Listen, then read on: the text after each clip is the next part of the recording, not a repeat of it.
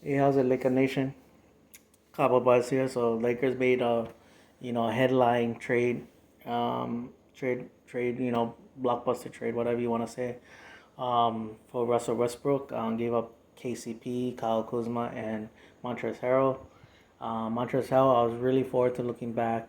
KCP, I knew there was a he would have to be part of a deal. I know he's kind of like that love hate kind of guy. 1 minute, we're like praising him. The next minute is like, man, get him off the team. And then Kyle Kuzma, if he wasn't scoring, then he was too much of a liability. So the other thing that we traded for was this year's draft pick. Um, you know, which I ended up liking. The Isaiah Jackson, which ended up being to the Pacers. But I was like, oh, you know, I like this game. I like that he was run. He ran the floor well. He shown enough athletic ability to handle the perimeter, but he's a rim protector. And he's great hustle, finished well at the rim and all that. So yeah, that was kind of like that was probably the most bittersweet thing about it. Um, as far as Russell Westbrook, I have to wait and see to my excitement level how it's gonna be. Um, I'll admit it right now. I'm not the biggest fan of Russell Westbrook. Um, and the reason why I'm concerned is number one is, as we learned this past year was who can stay healthy, and the Lakers' depth suffered a lot because and it showed itself because whenever I know it's damn near impossible. Of course you're gonna get you know you can get tremendously more worse when your two big stars go down. But like even in those games, it was like, man, this is not even a championship team because we were losing games that wasn't even so.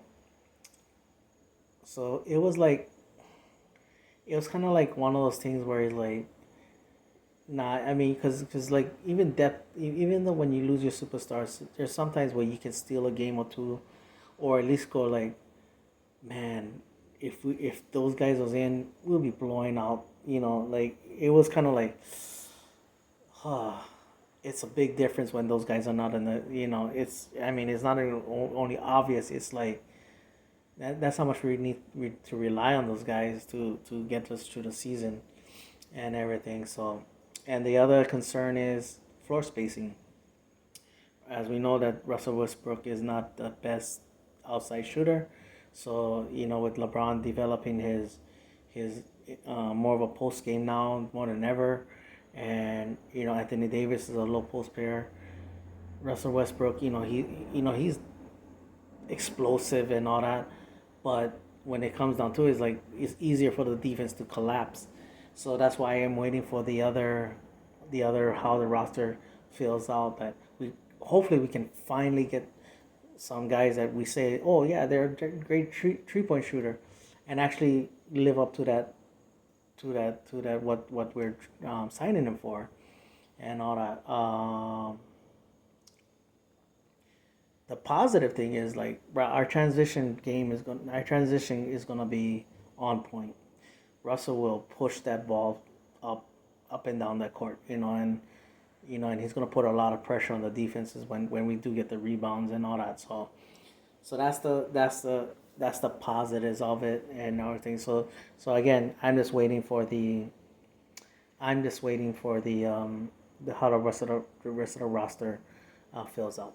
All right, that's my video. Mahalo for watching. Laker Nation, aloha.